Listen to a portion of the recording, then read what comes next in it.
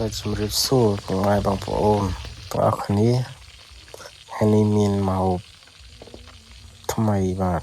ចែកជូនពុកម៉ែបងប្អូនទស្សនាហើយនេះយើងមកធ្វើជៀន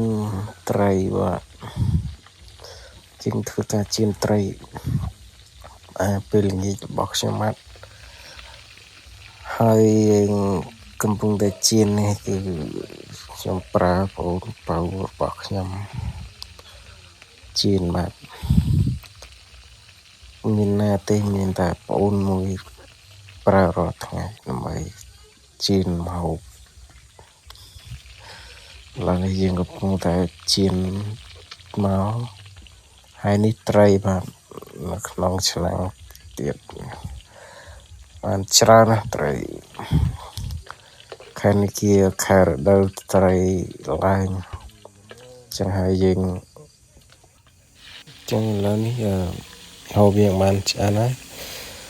ចឹងវីដេអូនេះមានតែប៉ុណ្្នឹងបងប្អូនជុំផ្លេចជួយ like ជួយ share ដើម្បីបន្តបានវីដេអូថ្មីៗថែមទៀតអរគុណជួបគ្នានៅវីដេអូក្រោយបាយបាយ